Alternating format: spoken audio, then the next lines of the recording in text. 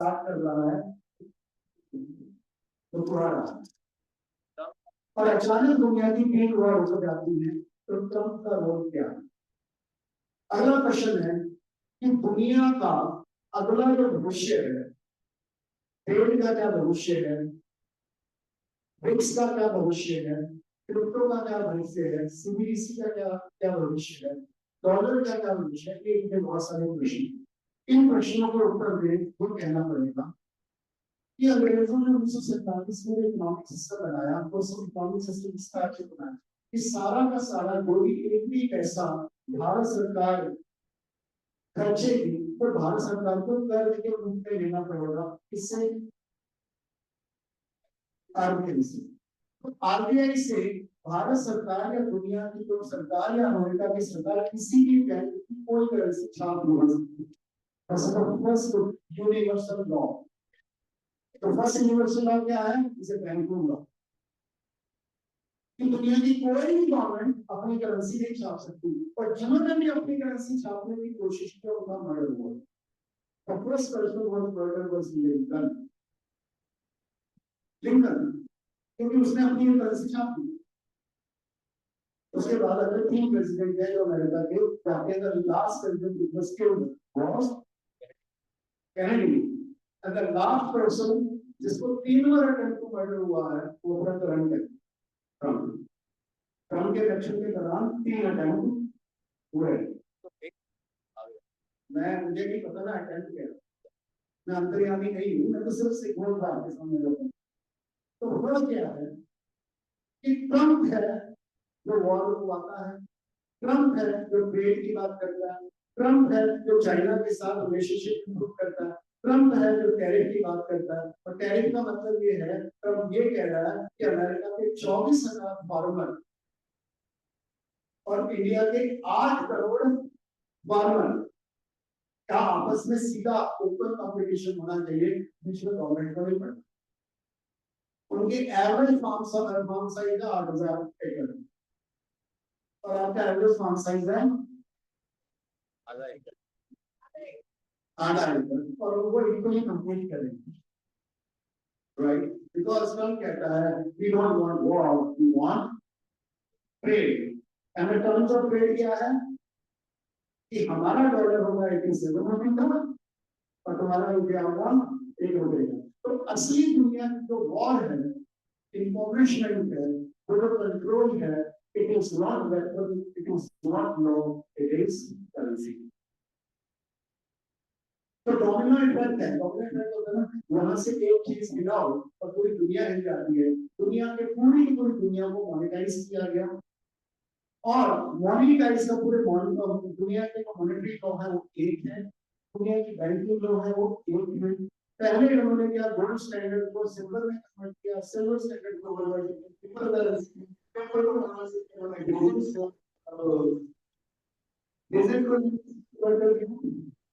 CBD, और CBD के बाद एक और करेंसी है जो डिजाइन हो चुकी है, पाइपलाइन हो चुकी है, वो फटाफट क्लियर है। उस करेंसी का नाम होता है तो फ्यूचर की करेंसी है, बस उसका एक नेक्स्ट क्या है, फर्स्ट होगी क्या है, इस करेंसी का नाम होगा यूनिवर्सल बेसिक। तो जिन लोगों को देखा जाए दुनिया की एक करेंसी होनी चाहिए वो पहले से डिजाइन कर चुके हैं। मुझे वो कहना है कि स्टॉक को इनकी ऑलरेडी डिसाइड कर चुके हैं। मैं एक मिनट में थोड़ा और चले, थोड़ा और we want to really know it, it's very important। तो उन्होंने सीबीडीसी के बाद सीबीडीसी के प्रोजेक्ट एंड सीबीडीसी के project not of Indian government, CBDC के गवर्नमेंट, सीबीडीसी के प्रोजेक्ट दुनिया के विश्व विकास सबसे बड़ी सेंट्रल बैंक सेंट्रल पॉलिसी है, लाइक हो गया the most clear government on the planet to convert and shift to digital currency using it। इसलिए वोट पड़ेगा मिलेगा जाएगा कौन? पर बिठाने के लिए तो दिखाना कैसे कुछ समझ लीजिए, अध्यापक समझ लीजिए, लड़ने में जाओगे तो ये प्यार समझ लीजिए, दुश्मन समझ लीजिए, और फिर समझ लीजिए कौन सी पिच पे लड़ना है। तो आपको फाइनेंशियल पिच पे मिले बिना, फाइनेंशियल पिच को लेवल फील मिले बिना आप लड़ने की, जीतने की कल्पना भी नहीं कर सकते। You don't live in a Western world or Eastern world. You live in a social world. And financial world is controlled by India के जो फॉरेन बैंकों की माँ है आरबीआई, और दुनिया के सारे सेंट्रल बैंकों की माँ है इंटरनेशनल बैंक ऑफ सेटलमेंट, जहां दुनिया के सभी कंट्री का गोल्ड है वो अभी भी रिजर्व के तौर पर पड़ा है। जब 1934 में आरबीआई आया तो उसने अपना जो गोल्ड है फिक्स रख के को रखने, बाकी सारा का सारा गोल्ड है वो जो ट्रांसफर किया वो इंटरनेशनल बैंक ऑफ सेटलमेंट में किया। वो हमें अमेरिका में भी पड़ा है, वो पाकिस्तान में भी पड़ा है, वो maximum gold international bank of settlement उसमें पड़ा है। लंदन, और वो वहां इस समय उन्होंने गोल्ड की जो सप्लाई और इलेक्ट्रिसिटी स्टेबल दुनिया में गोल्ड क्यों डॉलर इतना स्टेबल पावरफुल, ठीक है, मोस्ट वांटेड रिजर्व करेंसी है, तो जो दुनिया की एकमात्र करेंसी है जिसके पीछे 72% गोल्ड रिजर्व, दुनिया की एक ही करेंसी नहीं, बाकी लोग के लिए मैं बताता हूँ, मुझे नंबर बोल रहा हूँ।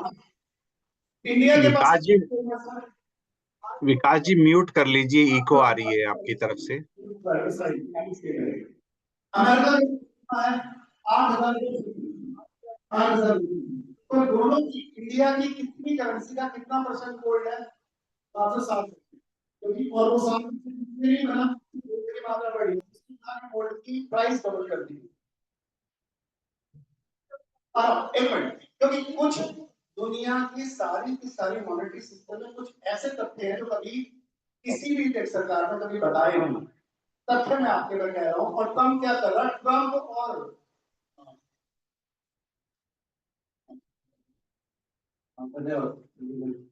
संजीव भाई को समय मिलना है, ये नहीं कि आपकी पॉपुलर डिमांड है, मिलना ही सीखने का बहुत क्रम है। और चूंकि हम कई मायनों में और साथियों को साथ लेके चलना ही मेरी मजबूरी है, हमारी मजबूरी है, उनको चलना है, मजबूरी नहीं होता है, ये एक व्यक्ति आवश्यकता है, आवश्यकता है। कुछ साथी उनकी गलती नहीं है, इतनी व्यस्तता के बावजूद भी समय निकाल के आए हैं, एक दिन 1.5 दिन निकाल के आए हैं, तो हम अच्छा जब हम पहले अटके हुए थे तो अभी 4 दिन किया ना, वरना आधा मत इस टाइप का भी हम बोलते हैं। कोई भी साथी आएंगे तो प्रेम तो है, इतना थोड़े कर दें। क्या है हमारा, हमें सब साथियों को पूरा सा सुनना है। संजीव भाई को हम 3-4 दिन सुनना चाहेंगे, अच्छा वो कदम जी के यहाँ हो या किसी और कहीं पे कदम पड़े हमारे। हमें अब अगली बार सत्य भाई ने मुझे कान में कहा कि 8 से 10 दिन का रखो। हम सर जैसे संजीव भाई जैसे लोग हैं ये बोलेंगे नहीं, मतलब मैं नहीं कह रहा कि बहुत अच्छा नेता बोलेगा तो बहुत अच्छा बोलता है, नहीं है, इनकी बात में इतनी जान है, कम से कम मिनिमम एक दिन का मतलब 3-4 दिन जब पर्दे खुलेंगे ना, क्योंकि हमने तो इनके साथ बहुत दिन बिताया है, और बताइए कितना प्यारी बात रखता है। तो ये मैं क्षमा भी नहीं मांग रहा हूँ, क्योंकि हमने समय, मैं क्या दूंगा, एक समय लेना ही है, उसको बांधना है। थोड़ी देर के लिए उठा था क्योंकि मैं एग्जॉस्ट हो रहा था, तो मैं उनको ये धन्यवाद क्या हुआ पिनपॉइंट करके कंक्लूड कर से पॉइंट तो करना ही है, क्योंकि जो अगली टॉक होगी उसके पहले 2 मिनट हमारी ब्रेन फॉग हो जाएगा। हां चलो आप कंप्लीट कर दो, ये बहुत important. We are hearing this things for the first time. दुनिया कहां से बन रही है, भारत कहां से बन रहे हैं, कैपिटलिस्ट कहां पे क्रिएट हो रहे हैं, ट्रेंड कहां से हो रहे हैं। 1900 आज का जो फैक्ट्स है, दुनिया में जो सबसे बड़े कर्ज में किसान नहीं है, दुनिया में सबसे बड़ा जो कर्ज में है वो दुनिया की गवर्नमेंट है। दुनिया के सबसे बड़े कर्जई में कर्जई दुनिया की गवर्नमेंट है। दुनिया की सबसे बड़ी कर्ज में जो डूबी हुई सरकार है वो अमेरिका की सरकार है। अमेरिका की सरकार दुनिया की सबसे बड़ी कर्ज की सरकार है। कितनी सरकार है? दुनिया की जीडीपी वर्तमान में है $115 ट्रिलियन के करीब, लेटेस्ट होगा। उसमें से $36 ट्रिलियन का जो गेहूं है वो केवल अमेरिका का है। कितना? $36 ट्रिलियन। और इंडिया का कितना है? मात्र 6 लाख में 6 लाख करोड़, कितना ही है। परंतु डेब्ट दो तरह का है, एक इंटरनल होता है, एक्सटर्नल होता है। Please repeat it once more. Please repeat it once more. दुनिया की सबसे बड़ी कर्ज की 1947 से पहले इंटरनेशनल बैंकिंग बनी। तो बैंकिंग फैमिली ने ये आइडेंटिफाई कर लिया कि कर्ज आम आदमी को कर्ज देके वसूल करना ये बड़ा, आम आदमी को कर्ज देके उसकी वसूलियात करनी ये बड़ा स्लो प्रोसेस है, ये बड़ा टाइम कंज्यूमिंग प्रोसेस है, ये बड़ा इनह्यूमन प्रोसेस है। तो उसको ह्यूमनाइज करते हैं। तो हम कर्ज देंगे सरकारों को। तो सरकारों को कर्ज देने के लिए क्या करना है? पहले उनको लड़ाओ, उनको कंफ्लिक्ट में डालो। तो उन्होंने युद्ध डिक्लेयर करवाया, पहले यूरोप में करवाए, तो सभी दोनों सरकारों को उन्होंने पैसे देके युद्ध करवाए। तो पहला विश्व युद्ध क्या हुआ? दूसरा विश्व युद्ध हो गया। It was proposed, sponsored, arranged bye world bankers. और उन्होंने दोनों को पैसे देके पूरी की पूरी इकोनॉमी को, पूरे के पूरे यूरोप को डिस्ट्रॉय किया। और फिर उन्होंने अमेरिका को किया और रिकंस्ट्रक्शन के नाम पे पूरे के पूरे यूरोप के सभी देशों को क्रॉस किया। और उन्होंने एक वेलफेयर इकोनॉमी का जो मॉडल बनाया, उसके मुताबिक सरकार बैंकों से कर्ज लेगी, ठीक है, अपना फिजिकल वेलफेयर पॉलिसी करेगी। तो इस समय भारत सरकार का जो टोटल कर्ज है वो 187 लाख करोड़, 187 लाख करोड़। एक्सटर्नल जो डेट है वो लगभग 6 लाख करोड़, दोनों को मिला देंगे 196 लाख करोड़ का कर्ज। इंडिया की GDP on the base price 172 lakh crore की, करंट प्राइस पे 252 करोड़ है जी।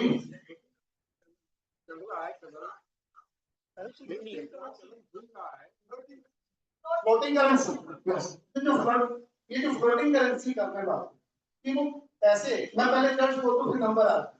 कर्ज के नंबर आते हैं कि इंडिया का के ऊपर इतना कर्ज है, अमेरिका के ऊपर $36 बिलियन का कर्ज है, पूरी दुनिया की गवर्नमेंट के ऊपर $365 ट्रिलियन का कर्ज है, 365 ट्रिलियन। हाँ, अब सवाल आता है किससे? अमेरिका को कर्ज देने वाला कौन? तो हम सोचते हैं आईएमएफ होगा, वर्ल्ड बैंक। क्योंकि इन आप छोटा रोकोगे तो मैं, क्योंकि ये तो मैंने सारी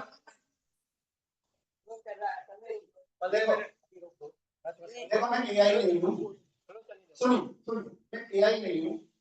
इन विषयों को कहने के लिए सुन लो, पहला आप ही सुनिए। इन विषयों को कहने के लिए मैंने 6 साल से पढ़ाई की। Please, we want to listen. We really want. कोई विषय व्यवस्था नहीं बनने वाली जब तक आप उसको नहीं समझे। ये बहुत जरूरी है मेरे लिए तो। चलो आप इसको मैं तो इनसे बेहतर कोई बात करते तो आ जाए सामने। हाँ, ठीक बात है, बिल्कुल ठीक बात है। मेरे बहन मत तोड़ो, मुझे जल्दी में कोई नहीं अपनी तोड़ा आता है या किसी का।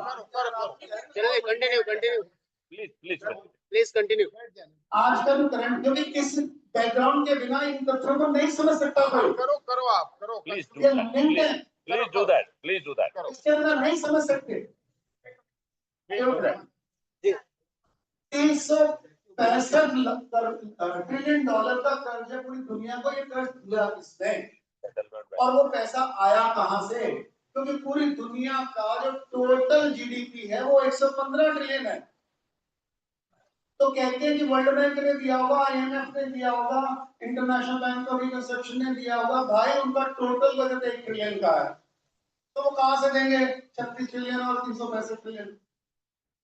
राइट? उनको भी पैसा कौन दे रहा है? American government. अमेरिकन गवर्नमेंट को पैसा कौन दे रहा है? बैंक दे रहा है।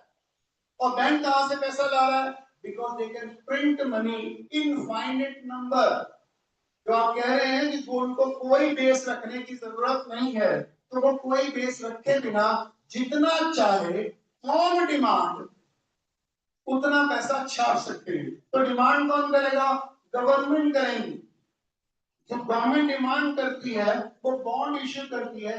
बैंक उन बॉन्ड को, प्रोमिसेस को अपने पास एज एन एसेट रखता है, उतना पैसा इश्यू करता है। तो इसलिए बैंकों की, दुनिया की गवर्नमेंट का एक ही तथ्य बाकी सारा के बाद में है कि वो लगातार बैंक, गवर्नमेंट क्या है, जो है गवर्नमेंट की स्पेंडिंग बढ़ती चली जाए, उसके लिए युद्ध होते रहे, पैंडेमिक होते रहे, क्राइसिस होते रहे, डेवलपमेंट मॉडल और टेक्नोलॉजी मॉडल्स और कंफ्लिक्ट मॉडल से होते रहे, ताकि सरकार इंसिक्योरिटी में रहे, एक कारण से, दो कारण से कंफ्लिक्टी रहे। उसके लिए सरकारें बैंक के पास जाती रहे और बैंकों को बॉन्ड देके वो करते रहे। और बॉन्ड क्या है? बॉन्ड से क्या वो पैसा कभी वापस करेंगे? No, bond is only a promise कि हम जनता से कर्ज वसूल के, टैक्स वसूल के आपको वापस दे देंगे। सो जितना पैसा छप रहा है उतना टैक्स बर्डन आम जनता के ऊपर, धनी वाली जनता के ऊपर, दुनिया की जनता के ऊपर ट्रांसफर। तो दुनिया के ऊपर, दुनिया की जीडीपी है 115 ट्रिलियन डॉलर की, और दुनिया का लाइकली जो टैक्स है वो होगा 375 ट्रिलियन डॉलर, राइट। तो उसको, पर दुनिया में उसको सपोर्ट करने वाली एसेट कितनी है? तो एसेट दो फॉर्म में है, एक है एक्चुअल एसेट, एक है वर्चुअल एसेट। एक्चुअल एसेट का मतलब है जमीन, जायदाद, सोना, चांदी, वस्तुएं, खेत, कल्याण, बर्तन, हथियार, गहने, आपकी मंगलसूत्र, वो आपकी एसेट है। वो सारी दुनिया की टोटल एसेट केवल 30 ट्रिलियन डॉलर है, 30 ट्रिलियन डॉलर है।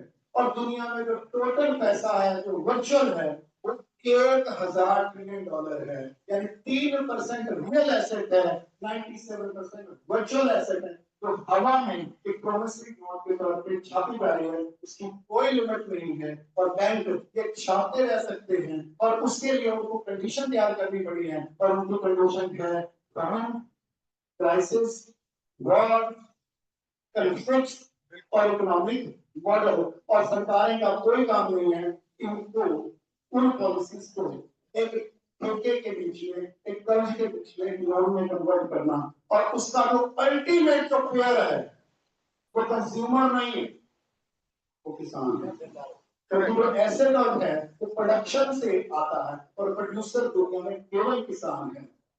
सर्विस सेक्टर कुछ भी प्रोड्यूस नहीं करता है, it's an exchange sector, it's not a production sector. तो दुनिया की जो अर्बन पॉपुलेशन है, it's a parasite population. Wow, ये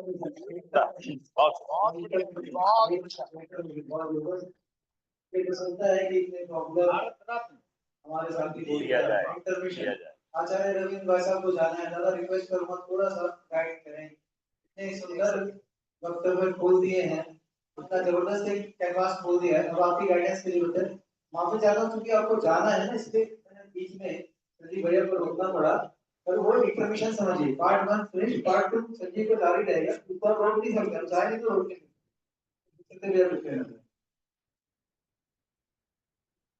देखिए आप टेलर देख रहे हो, और मैं संजीव को बहुत अच्छी तरह समझता भी हूँ, जानता भी, पर कई बार मजबूरी है, इतनी बार मुझे टोकना पड़ा, और मजबूरी को तो आप नहीं समझते सब। तो इसलिए मुझे लग रहा है कि जिनको वास्तव में व्यवस्था करनी है, वास्तव में इस व्यवस्था को उखाड़ कर फेंकना है, महीने भर की तैयारी कर लो। आओ यहाँ बैठो महीने भर, खाने पीने रहने की सारी व्यवस्था हो चुकी है। नहीं ठीक है, ठीक है, ऐसे तो ना उखड़ जाएगी। उसके लिए पूरी प्लानिंग करनी पड़ेगी। मैं रखूँ बाद में, अभी तक है ना, मैं रखूँ जैसे काम होगा आगे, पूरी दिमाग में ऐसे नहीं है। बड़े बड़े हथौड़े लाने पड़ेंगे तोड़ने के। तो संजीव को,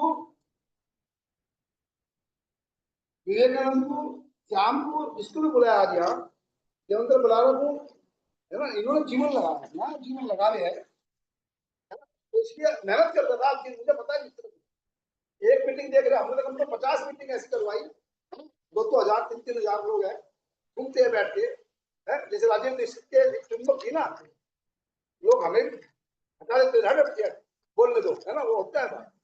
तो पर अभी रविंदर जी को जाना है, हमने उनको बुलाया था बड़े सम्मान के साथ, बड़े व्यस्त समय में से आए, और वो भी एक दूसरे संजीवी है, ये भी मैं बता दूं, है ना।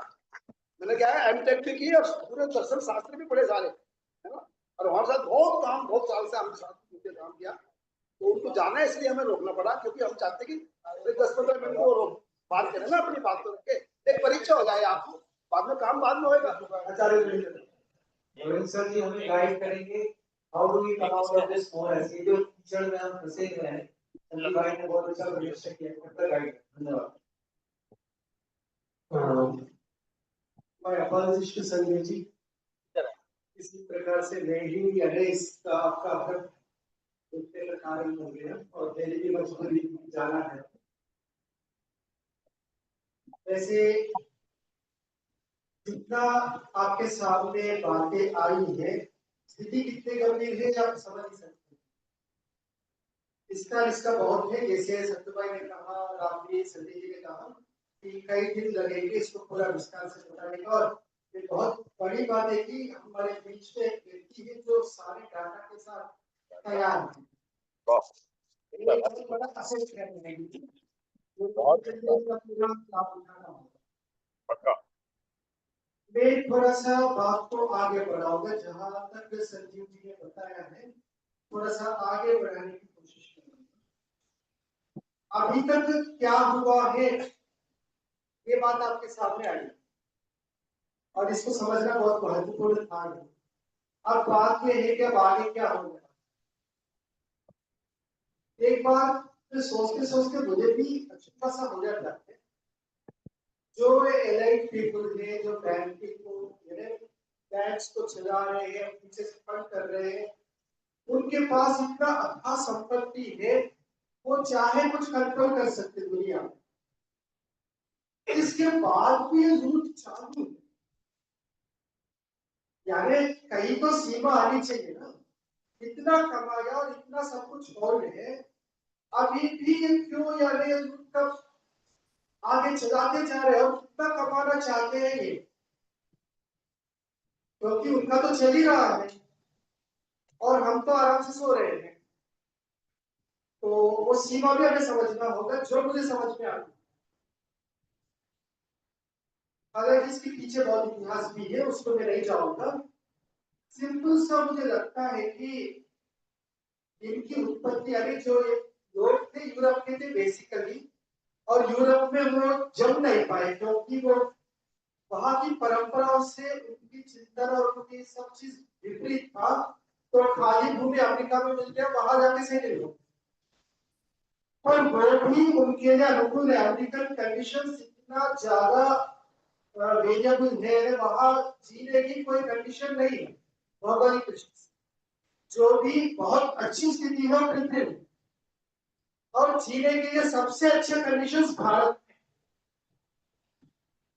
मुझे लगता है उनका टारगेट है भारत। इतना लूटने के बाद, जो आपने बताया कितने ट्रिलियन डॉलर्स उस समय का लूटा था, इसके बाद भी भारत इतना संपन्न है आज भी।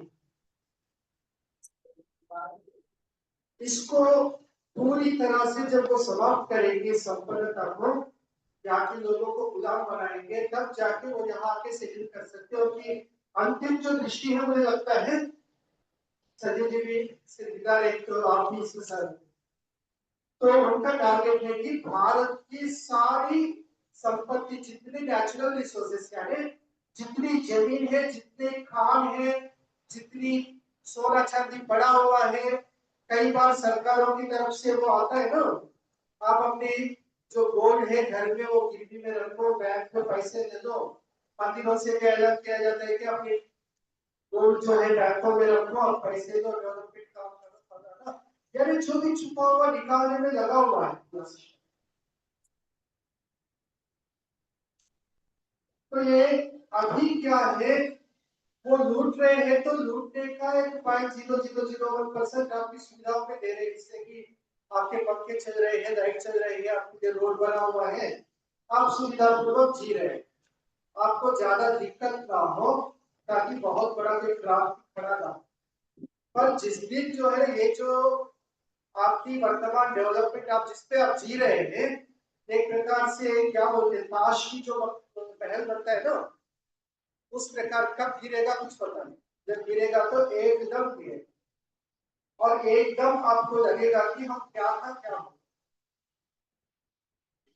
अब इसमें सूत्र रूप से मैं बताऊं, यानी समस्या तो आपके सामने आई है, पर हमें क्या करना है ये सूत्र रूप से बताओ तो दो चीजें हैं जो सबसे ज्यादा खतरनाक है, जिसका हमें सामना करना होगा। जो लड़ाई है वो दो, एक तो है करेंसी और दूसरा है मार्केट। आपने करेंसी को होल्ड किया का मतलब आप अपने आपके पॉकेट में 100 रुपए पड़े हैं, इसका मतलब आप लुटते जा रहे हैं। इसकी बात कल तो आई थी ना कि फलाना टाइम की सिक्का, इसके बाद की सिक्का और इससे वो मैं मंगवा लूंगा। उससे आपको समझना चाहिए। भारी सामान उतारने वाले जो लिफ्ट, वो लीवर आती है ना, लीवर। 2,99 रुपए 90 पैसे हो, 10 पैसे। हेलो एक मोटा अंदाजा में बता रहा, एग्जैक्ट कैलकुलेशन नहीं है। हेलो 100 रुपए आपकी पॉकेट में पड़ा है साल भर, तो समझिए कितना डिवेलप हो रहा। यानी आप केवल इसको होल्ड करके, पैसे को पॉकेट में अकाउंट में जहां भी रख के इसको होल्ड करके लुटते जा रहे थे। तो करेंसी को होल्ड करना अपनी लूट को आमंत्रण करना।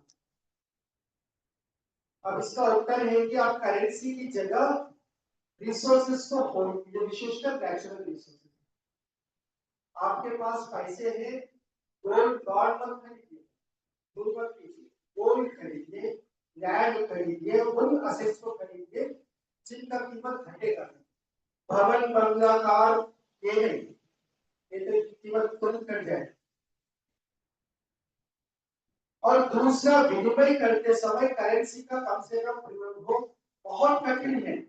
ये ना हो इसके लिए पूरा कोशिश किया जा रहा है। व्यक्ति व्यक्ति के बीच में विश्वास ना हो। आप किसी को कोई सामान देंगे और उसे वापस कोई सामान की अपेक्षा रखेंगे, वो ट्रांजैक्शन में काफी रिस्की है। अपेक्षा की पैसे तुरंत दिया जाता है, अब तो बिल्कुल यूपीआई तुरंत ट्रांसफर हो जाता है, पर ये सब हम करेंगे तो लुटते जाएंगे। हमें मार्केट एंड करेंसी दोनों से, विशेषकर करेंसी से बचना है। करेंसी से बचना सबसे ज्यादा कठिन है, पर असंभव नहीं। इसमें बहुत ज्यादा हमारे दिमाग को लगेगा, बहुत ज्यादा नेगेटिव की बातें हैं। हम क्या, हमारे आवश्यक सामान है उनको ब्रांडेड कंपनियों की जगह, जैसे इस सुबह बात आ रही थी, हमें बड़े कंपनियों से सामान लेना नहीं है। कई चीजें गांव की जरूरत है, साबुन चाहिए, ये गांव के आवश्यक साबुन गांव वाले बना सकते, इसकी कोई ब्रांड की आवश्यकता नहीं। और मैं कोई ऐसे चालू साबुन की बात नहीं कर रहा हूँ, बहुत हाई क्वालिटी साबुन गांव की जरूरत में बन सकता। अब ये सब करने की बात है कि ये करे, इसको चलाए, इसके लिए चाहिए एक मैनेजमेंट कैपेबिलिटी वाले लोगों की टोली, जो लूटने की जगह जन सामान्य की लूट को रोकने के लिए समर्पित हो। इस प्रकार की टोली हम खड़ा करेंगे, बहुत योजनाबद्ध तरीके से, धीरे धीरे, पहले बहुत सामान्य वस्तु, उसके बाद कुछ और ऊपर के और ऊपर की, इस प्रकार के ये पूरे मार्केट को हम डिसेंट्रलाइज्ड प्रोडक्शन की तरफ ला सकते हैं। ये असंभव नहीं है। आप जाएंगे यूरोप, इंग्लैंड जाएंगे, इंग्लैंड जाइएगा, उतना डेवलप कंट्री, पर सेंट्रल प्रोडक्शन वहां ज्यादा नहीं है, बहुत ज्यादा। आपको बिस्किट भी मिलते हैं तो छोटी छोटी वो होंगे प्रोडक्शन सेंटर्स, कोई बड़ा प्रोडक्शन सेंटर वहां नहीं है जो मैंने सुना। और कोई जानकार व्यक्ति उसको तो खंडन करे या समर्थन करे, जो मेरी अपनी जानकारी में बता रहा हूं, ये भारत में हो सकता है। पर इसमें एक ब्रांडिंग का इतना भयंकर, यानी एडवर्टाइजिंग की एक चल रहा है एक प्रक्रिया, इसको हम कैसे रोक पाएंगे? पर रोकना असंभव नहीं, रोक सकते। राजीव भाई ने अपने टाइम पे बहुत प्रचार किया था, बहुत प्रभाव उसका पड़ा, आज भी वो हो सकता है, पर बहुत बड़ी मात्रा में चाहिए। और साथ में ग्राउंड लेवल पर ऑर्गेनाइज्ड प्रयत्न भी चाहिए, केवल प्रेरणा से काम नहीं चाहिए, प्रेरणा भी चाहिए और उस प्रेरणा को एनकैश करने के लिए हमारा अपना टीम और अपनी व्यवस्था। हमें सीधा सीधा मार्केटिंग में उतरना होगा। वो लोग वहां मार्केटिंग के द्वारा पूरा ग्रुप चला रहे हैं और हम यहाँ वक्तव्य देते देते अपनी भाषणबाजी से उसको रोक नहीं सकते। ये तो चाहिए। इसके साथ साथ ग्राउंड लेवल पे वो टीम कैसे खड़ा हो, पूरा प्रोफेशनल टीम पर कमिटेड टू हमारे देश, हमारी जड़, हमारी जो जनता, हमारे किसान, इनकी जरूरत को रोकने के विषय में कमिट होते हैं। यदि हम खड़ा कर सकते तो संभावना है, इसके बाद भी बहुत भयंकर समस्या है क्योंकि पूरा गवर्नमेंट उसके पक्ष में है। जैसे ही उनका वो चेन डिस्टर्ब होगा वो टारगेट करेंगे और हमें इतना डिसेंट्रलाइज्ड होना होगा कि पता नहीं चलना चाहिए कि इसका किंग पिन कौन है बीच में चलाने वाला। जो पता चलेगा वो गायब हो जाएगा, एक नहीं दिखना चाहिए। यानी जो ये करेंगे उनको यश की इच्छा नहीं होनी चाहिए। यश की इच्छा होगा तो मतलब है कि मरने की तैयारी। जो प्रसिद्ध हो गया बड़े जगह जगह हर व्यक्ति अपने अपने लेवल पे कर रहे हैं, विचार हमने फैलाया, हर व्यक्ति कर रहे और आपस में समन्वय भी है, पर समन्वय का केंद्र दिखे नहीं। थोड़ी सी मैंने अपनी चिंतन की दिशा आपके सामने रखी, विस्तार तो जितना करे उतना कर सकते। और जहां एक एक स्टेप पे हमें टकराना पड़ेगा किसी ना किसी से, और टकराने के विषय में भी बहुत स्ट्रेटेजीज बनानी होगी, सीधा टकराव ना हो, साइड में से निकलने की कोई रास्ता निकले और जहां तक हो सके टकराव से बचे, समझौता करें, क्योंकि टकरा के खड़ा होके चलने की स्थिति हमारी नहीं है। बहुत बाद में कभी आएगा तो आएगा, नहीं तो निकट भविष्य में। तो ये कोई सामान्य लड़ाई नहीं है, बहुत बड़ा अपनी योग्यता और क्षमताओं की लड़ाई है। एक तरफ वो है, एक तरफ हम है, हमारी अपनी कितनी बुद्धिमत्ता है, कितनी एडमिनिस्ट्रेटिव कैपेबिलिटी से कितना हम स्ट्रेटेजीज बना सकते हैं, उसको गुप्त रख सकते, छुपा सकते हैं। जैसे कहते हैं ना, उनकी स्ट्रेटेजीज वो एग्जीक्यूट होने के बाद, क्रियान्वयन होने के बाद ही पता चलता है कि वो ऐसे करना चाहते हैं, पहले पता नहीं चलता। पर हम आज योजना बनाएंगे तुरंत ही बाहर आ जाए। अपनी योजनाओं को छुपा के रखना एक बहुत बड़ी यानी कला है जो हमें विकसित करना होगा। तो ऐसी बहुत सी बातें हैं, कभी विस्तार से समय हो तो काफी कुछ बता सकता हूँ। मैं कुछ संकेत आपके सामने किया जो मैं इन स्थितियों से निपटने की दिशा में किस प्रकार सोच रहा हूँ। आप कुछ प्रश्न हो जी? ये जो आपने अभी कहा जी, इसका जो आप आपने क्या प्रैक्टिकली करने का कोई विषय है ही नहीं इसमें। मैं कहा किसी कंपनी से लड़ू, अब ये सारे थ्योरेटिकल है जो मैंने बोला, पर ये प्रैक्टिकल भी थे। यानी देखिएगा, मुझे लड़ने की आवश्यकता नहीं है, दो लोग लड़ते हैं वो प्रैक्टिकल भी है ना लड़ने वाले, उसको देख के मैं भी सीख सकता हूँ। वो दो ही सीखे आवश्यक नहीं है, तो उस दृष्टि से प्रैक्टिकल भी है। ठीक है जी। आचार्य जी, हम लड़ना क्यों चाहते हैं? हम उसके बदल में अपनी बड़ी लाइन क्यों खींचना चाहते हैं? बड़ी लाइन खींचने का मतलब ये है कि हम अपने ग्रामीण लोगों को उनका पोटेंशियल आइडेंटिफाई करके, उनको ट्रेन करके, उन्हें रोजगार देते हुए ये सब चीजें जो है ना गाँव में प्रोड्यूस कर सकते हैं आफ्टर गिविंग गुड ट्रेनिंग। तो उसके लिए 20-25 लोग नहीं, उसके लिए हम पहले एक गांव में ट्रायल कर लें और वही दूसरी बात कि यदि सभी जड़ लोग हैं, सत्ता में बैठे ही लोग हैं, तो एक विकेंद्रीकृत नेतृत्व व्यवस्था है, यदि आप कहेंगे तो उसको मैं प्रेजेंट कर सकते हैं। चाहते तो लोग ऐसे हम लड़े थे और सब सुधर जाए। समस्या एक ही मेरी जरूर है इन्होंने कब्जा कर रखी कई सालों से, और अब मैं छुपाना चाहता हूँ, मुझे अपनी ही जमीन चाहिए, दूसरे का नहीं चाहिए, और बिना टकराव क्या वो कब्जा छोड़ेंगे? एक मिनट में पूरा कर रहा हूँ, इस बात को मैं यहाँ ला रहा हूँ। अभी मार्केट करते हुए लोग कमाई कर रहे हैं, सेंट्रलाइज्ड इंस्टीट्यूशन, प्राइवेट कंपनी से पैसे कमा रहे हैं। आप उसका विकल्प कुछ और खड़ा करेंगे, उनकी कमाई को आप तुरंत, यदि आप केवल एक मॉडल के रूप में छोटा सा कुछ करना चाहेंगे तो आपको सपोर्ट भी करेंगे, चलो बहुत अच्छा इनिशिएटिव है, सीएसआर से आपको फंडिंग भी करेंगे, पर जिस दिन उनकी कमाई में कमी आना शुरू हुआ, क्या आंखों में खटकेगा, लड़ाई वो करेंगे, आपको फेस करना पड़ेगा। आप लड़ नहीं रहे, आप एग्जिस्टेंस के लिए प्रयास कर रहे हैं, पर जिस दिन आपके एग्जिस्टेंस का प्रयास उनकी आंखों में एक खटका खटकना जो होता है ना, तो फिर वो लड़ाई में बदलेगा। उसके लिए आपको तैयार होना होगा। बाद में ये कहना चाहिए कि जी मैंने तो ऐसा सोचा नहीं, ज्यादातर यही होता है। अब अपना काम करते हैं, क्या करेंगे वो? जी क्या करेंगे? क्या मर्डर करेंगे का तो देखिएगा, मर्डर क्या करेंगे? मर्डर मर्डर की आवश्यकता नहीं है। और क्या करेंगे? आपकी मार्केट को बिगाड़ने के लिए एक छोटा सा सरकार से लापास करेंगे, यानी आपकी स्टैंडर्ड जो है ना, या पीछे से कोई मिलावट का वस्तु इसमें से उसपे करा के उसको एक्सप्रेस करके आपको बदनाम कर, उसकी तो आप बहुत हो रहे हैं, मुझे बताने की आवश्यकता नहीं है। ये किस स्तर की शेड्यूल करके आपको बर्बाद कर सकते हैं, उसकी कोई सीमा नहीं। ये आचार्य जी आपका भ्रम है।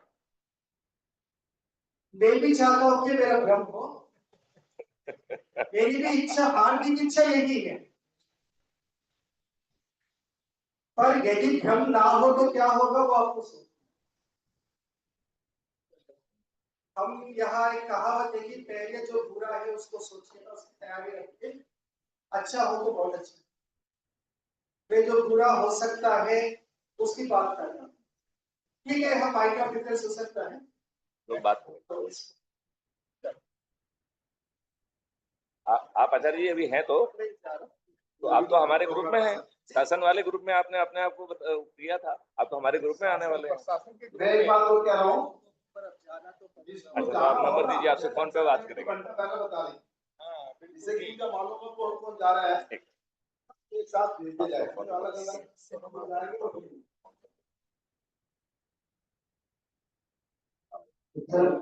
साथियों, कुल मिला के हमारा जो कार्यशाला का जो अनुमानित खर्च है करीब 1.5 लाख रुपए की, कुछ मित्रों से बात कर रहा था, उनके 150-100 साल बिहार है, उसमें यदि आप 1.5 लाख रुपए में कर रहे हैं तो बहुत बड़ी बात है। कहीं भी सरकारी या कॉर्पोरेट कहीं भी करेंगे तो लाखों खर्चा हो, बहुत कम खर्चे में ये प्रयास किया गया है। इस प्रकार से तो हो सकते हैं तो कहते नहीं कि बात में जूझते हैं, और फिर उनकी बात को देख के तड़पते हैं। तो आपसे अनुरोध है, मैं तो खाली लेके आपके सामने आ जाऊंगा, फिर मैं अभिषेक की ड्यूटी लगा रहा हूँ, अभिषेक जी और देशपाल भैया आप है ना, अभी थोड़ा सा हमें कलेक्शन नहीं करना है, जो भी साथी प्रेम भाव से जो भी दल में नाम लिख लेना, जगह लिख लेना, फोन नंबर आपकी मर्जी है लिखना, तो कहाँ से आए, इससे क्या आइडिया रहेगा। कुल मिला के मैं पहले हमारा अनुमानित कर 2 सवालों की तरफ जा रहा था, लेकिन बाहर से इतना जरूरत नहीं पड़ी, तो भी मेरे ख्याल से 1.5 में मामला निपट जाएगा, कहीं अधिक होगा तो आप जो भी सहयोग कोई नहीं कर सकता है, कोई दिक्कत नहीं, प्रेशर नहीं, प्रेशर किसी के ऊपर नहीं है। साथियों ने पूछा था क्या अमेरिकन या अंग्रेजी में हम उसको बोलते हैं ना, बीएससी बोलते हैं, बोर्डस का मतलब है कि बांट लो बराबर होगा, तो ये कार्यविधि यहाँ के लिए रवि भारती में थोड़ा ढूंढ रहा था तो आपकी बातचीत सुनने के लिए, तो सुनेंगे इसके लिए रवि भारती जी, अजय देवी, तो कुछ और साथी छूट रहे हैं वहाँ पे, पर जरूर कदम जी को मैं जी, तो हम लोग भी ब्रेक करेंगे, मैं भी खा लें, खर्च इसमें बताया था, पूरी डिटेल अवेलेबल है, कोई साथी देखना चाहे तो वो भी आराम से देख सकते हैं। एवरीथिंग इज ट्रांसपेरेंट, पारदर्शी तरीके से होता है, और 1.5 लाख कोई बहुत बड़ा खर्चा नहीं होता है, 1.5 तक ही आशा है, कुछ बढ़ेगा तो हम आपके पास आ जाएंगे। तो साथियों इसमें मतलब जो ट्रांसपोर्ट, हाँ अभी कह सकते हैं कि सवेरे हमें गाड़ी ले लेनी है तो चलती रहेगी, पर ठीक है जितना भी हो सकता है सबसे भैया आपने यहाँ पर स्ट्रैच करके, क्योंकि शायद और वॉलंटियर्स यहाँ पे अभी उपलब्ध नहीं है किशोर भाई के अलावा, तो अपने आप को स्ट्रैच करके दिन रात लग के कर रहे हैं बेचारे ही बोलो ये सबसे भैया, तो जो भी हो सकता है, कोई काम दे पाए और ज्यादा दे पाए, हाँ नहीं मास्टर लोग हैं ज्यादा काम, let me repeat, total estimated expenses are roughly around 1.5, थोड़ा कम भी हो सकता है, थोड़ा हम एक्चुअली इनपुट आउटपुट थोड़ा इनका कम होने के चांसेस ज्यादा हैं, गरीब हैं, पर ठीक है उनके ऊपर लोड ना पड़े, आश्रम के ऊपर लोड ना पड़े, जो साथी जो कर पाएगा फिर बहुत से जरूरत है, नहीं भी कर पाएगा तो भी जमा कर पाएगा तो भी जमा कर, जय हिंद, आपका डिनर पे स्वागत है, और हम इसके पश्चात मिलना है क्योंकि हमें बहुत सारी बातें करनी है, सब कुछ फॉर्मेशन कर रहे हैं, हमारे साथ ही मैं भी चाहता हूँ यहाँ पे जैसे ब्रिगेडियर साहब और कमेटी सभी करना चाहते थे लेकिन हाँ नहीं क्योंकि कल हमने 8:30 छोड़ा था तो बैठे नहीं थे, अभी 7 छोड़ रहे हैं,